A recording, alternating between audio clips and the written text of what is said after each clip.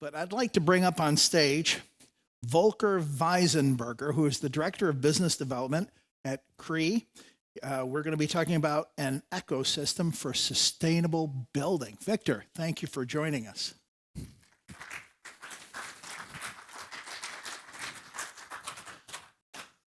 May the force clicker be with you. May it work. Hello, Volker Weissenberger. I'm from Vienna, Austria, but I live in Lausanne, Switzerland for a few years. I saw Lausanne and Geneva also on the list for smart cities. So I'm happy that Switzerland has, I think, Zurich, Geneva and Lausanne on the list.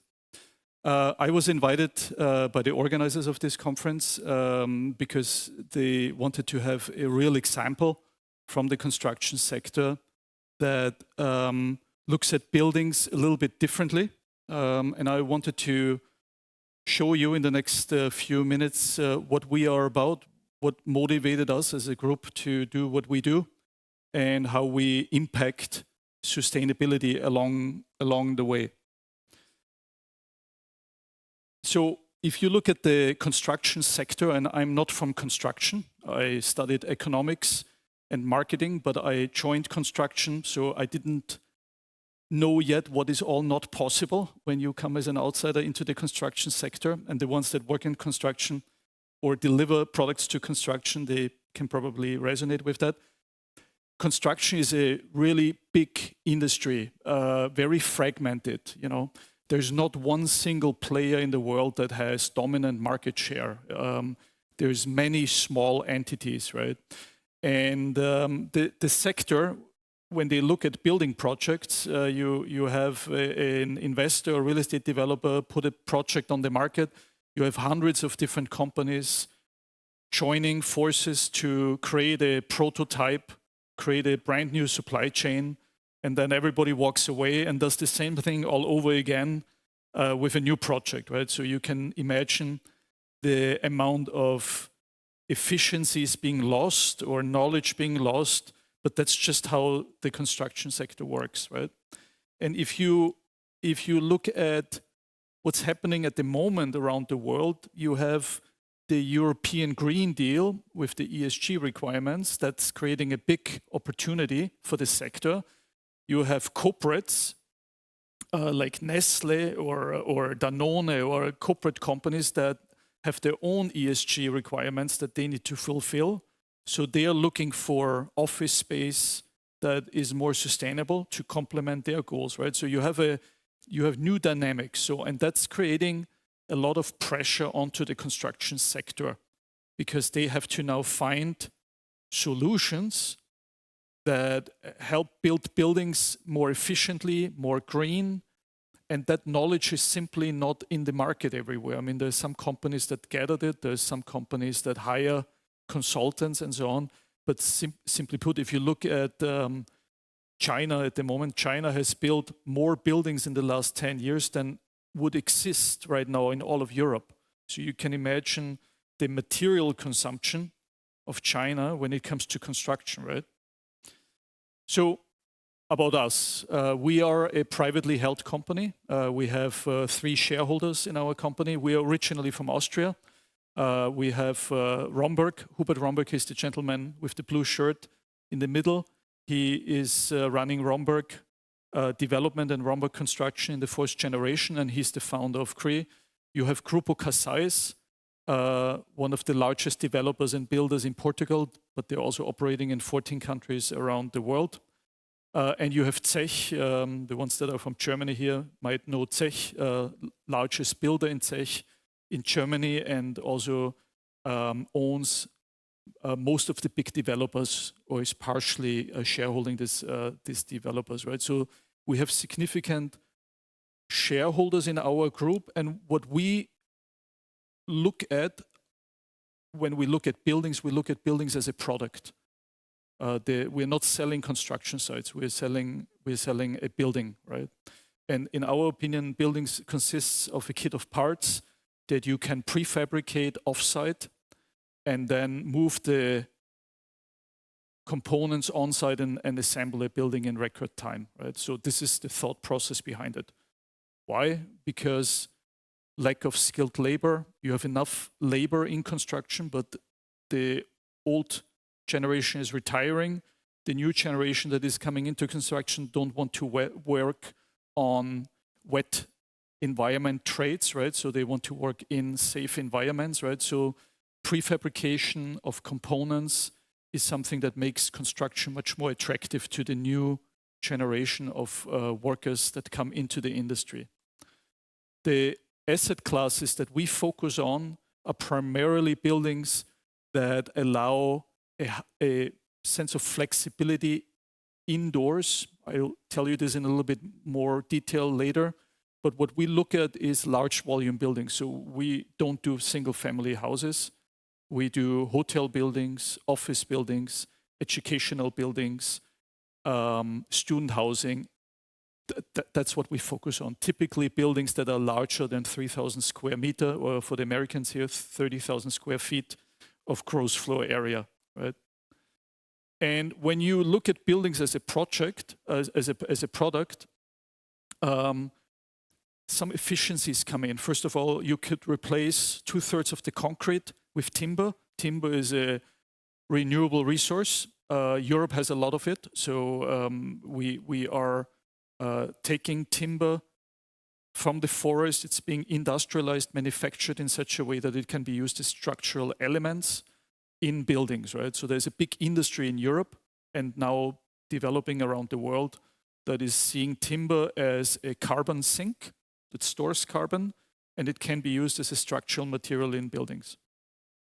So when you use timber in buildings, your tolerances are suddenly in millimeters, because timber is a very precise material that you in factories can use with very low tolerances. If you compare it to conventional construction, working with concrete or steel, you're talking about tolerances in centimeters, right?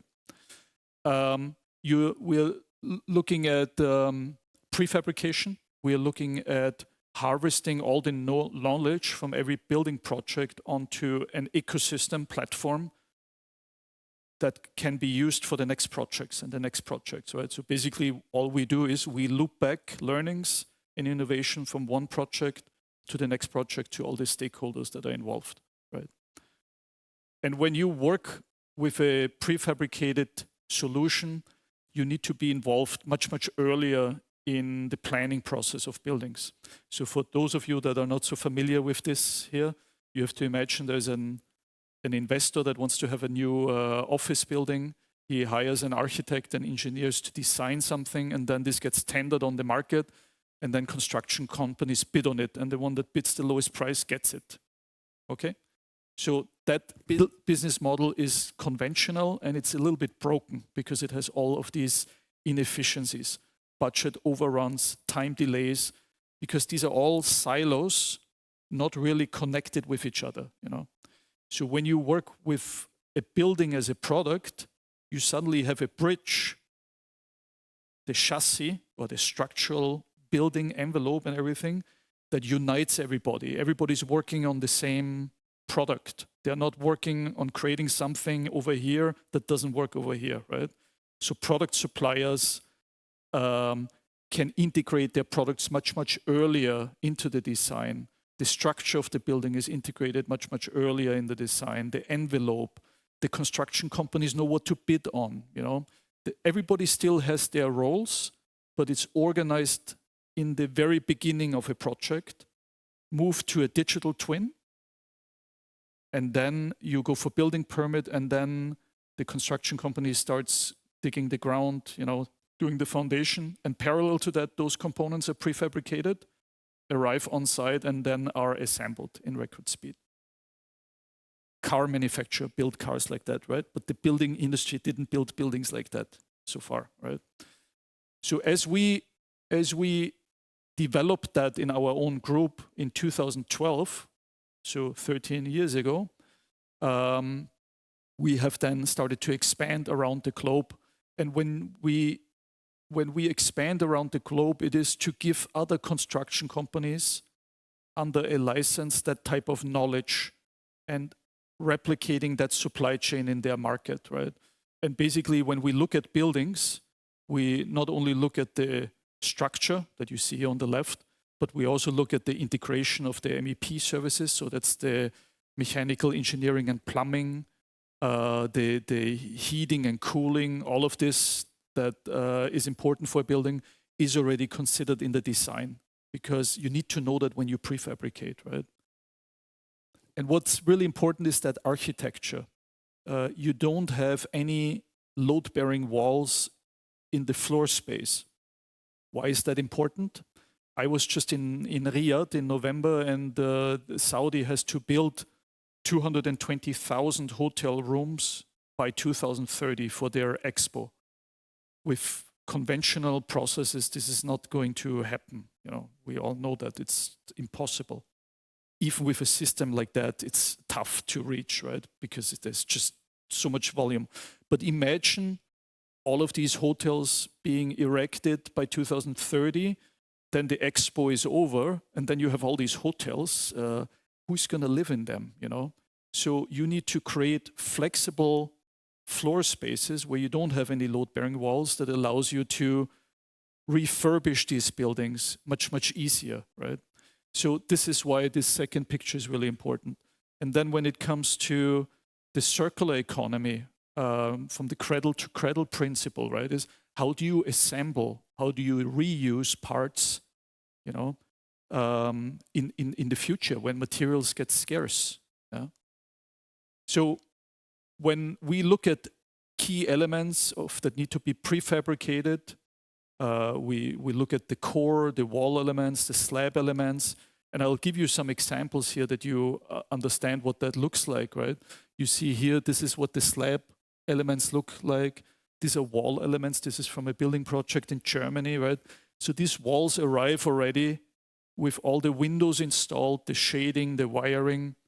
Why is that important? You removed a lot of on-site activities to a factory type of environment without sacrificing the architectural design expression of these buildings. But what you're really doing is you're creating that space, airtight and weathertight, in a really fast time. And I have prepared a short video here. I just don't know if it plays. Oh yeah, it does.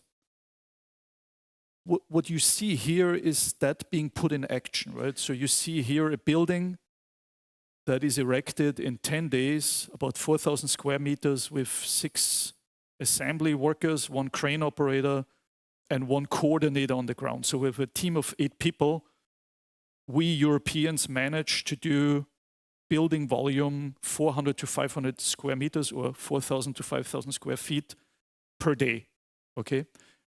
Without sacrificing design expression. So these buildings don't need to look like shoeboxes. You can still have the architect play with the window openings, etc., right? I had a conversation with a big developer from the Bay Area, from San Francisco the other day, and he said to me, Volker, do you know In-N-Out Burger? I said, well, I've heard of them. He said, they only have 3 hamburgers, a normal one, a cheeseburger, and a double one, and that's it. And they're the most profitable hamburger joint in Western US, right? And it's true. I mean, when you have that narrow approach for all these asset classes, but you allow these design expressions, you don't need to have this big inventory of different products. You can be very effective. You can do different types of shapes of buildings, right? And you can cascade that know-how to others really fast, right?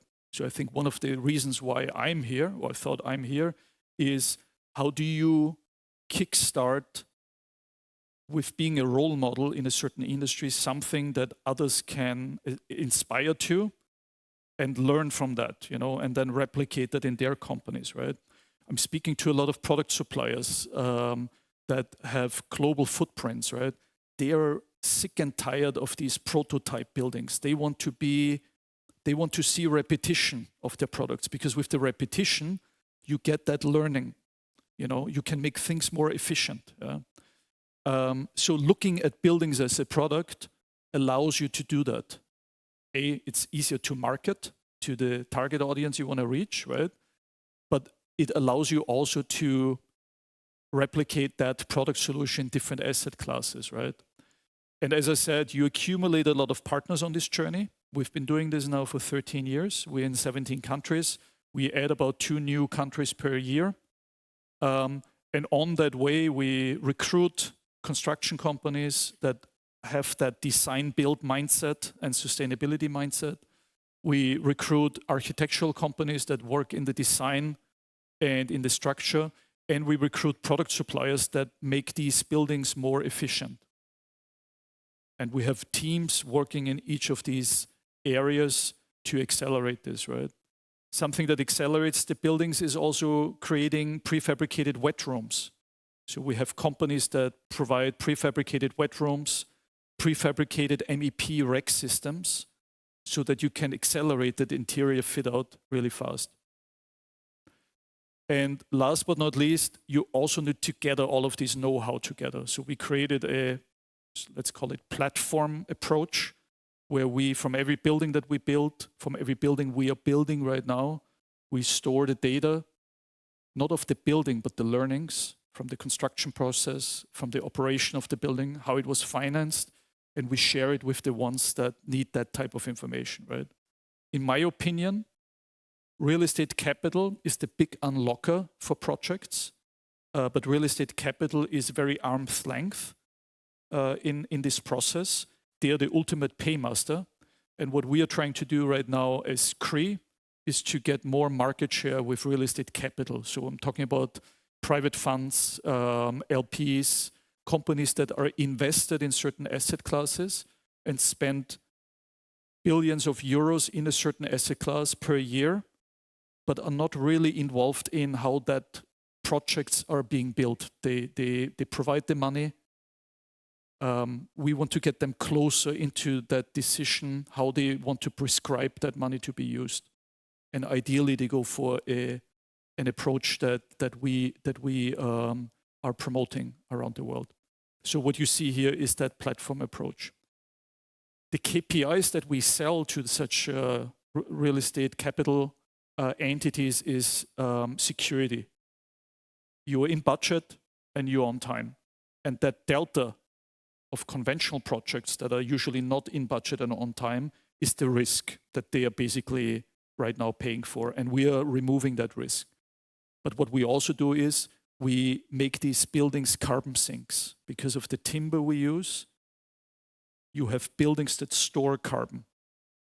When you produce 1 cubic meter of concrete, you emit a ton of CO2 into the atmosphere because of the burning process of the materials, right? If you take a cubic meter of timber into a building, you store a ton of CO2, okay? So this is a concept that is not new, but it has not been used for large volume buildings in the past. And that is a motion that right now is happening around the world, right?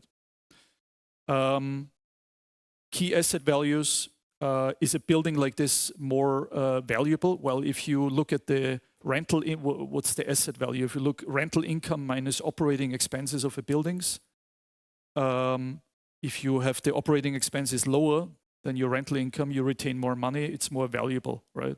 Our buildings are 10% more efficient than any new built building in the US right now. In the US. In Europe, we build really good buildings. It's probably very equal. But in the US, it's because of the mechanical plumbing, the integrated heating and cooling, and the better envelope. Rental income, are these buildings more worth when you rent them out? Yes, because corporates are looking for sustainable space where they can retain their talents. These buildings can ask for a higher rental premium. Can you disassemble them? Yes, you could. They're not built for that, but you could. And last but not least, I want to show you the efficiencies, right, of some buildings like that, right? So this is a hotel project in Portugal. You see the efficiencies of such buildings here. This is another one in Madrid. You see the efficiencies here, right? This is in Belgium, so right here, built by our Belgian partner. And I like this building particularly because the architect applied here design expressions. So these buildings don't need to look boring, right? This is in Germany for the Germans in the room here in Berlin, right? The headquarters of Vattenfall, Swedish energy company, right? By the way, right now the most sustainable building in all of Europe. This is in Canada, university building. Super beautiful, just being finished. This is in Toronto, right? This is the design expression to residential right now being applied in the Netherlands and in Portugal. So looking at buildings as a product, in our opinion, is a way of how real estate capital, real estate development, and real estate construction companies can mitigate the labor shortage, being in budget, and doing something that is more sustainable than what construction is currently delivering. Thank you very much.